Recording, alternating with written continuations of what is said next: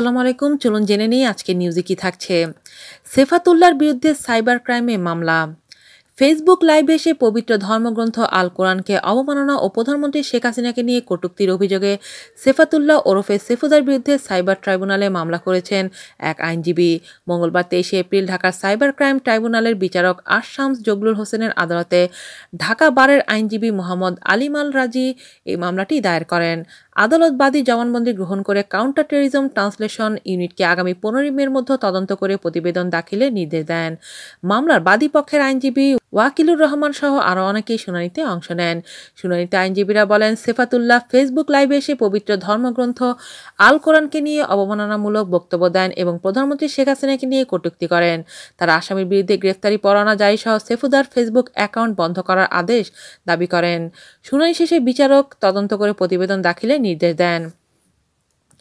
মামলার অভিযোগে বলা হয়, গত 9 এপ্রিল বাদী ফেসবুকে দেখতে পান যে অস্ট্রিয়ার ভিয়েনা প্রবাসী সেফাতুল্লাহ ওরফে সেফুদা তার ফেসবুক অ্যাকাউন্ট থেকে লাইভে এসে পবিত্র আল কোরআন বিষয়ে বিভিন্ন ধরনের বাজে মন্তব্য করেন, যা সমগ্র ইসলামী বিশ্বকে মারাত্মকভাবে আঘাত করেছে। লাইভটি ভাইরাল হওয়ার প্রতিবাদের ঝড় উঠেছে। এছাড়াও আসামি সেফাতুল্লাহ বিভিন্ন সময় লাইভে এসে বর্তমান সরকারের প্রধানমন্ত্রী শেখ হাসিনাকে নিয়ে অশ্লীল, আক্রমণাত্মক ও অকথ্য ভাষায় গালিগালাজ করেছেন।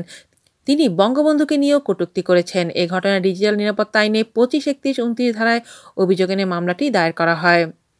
জানা যায়, মামলার আসামি সেফাতুল্লাহ ওরফে সেফুদা চাঁদপুর জেলার শাহরাস্তি উপজেলার 13 নং সূচিপাড়া উত্তর ইউনিয়নের 7 নং ওয়ার্ড চেডিয়ারা গ্রামের মৃত হাজি আলী আকবরের ছেলে। সেফুদার এক সন্তান রয়েছে, তিনি ইংল্যান্ডে থাকেন, তার স্ত্রী থাকেন ঢাকায়। প্রায় 22 বছর আগে সেফুদা অস্ট্রিয়ার ভিয়েনায় চলে যান।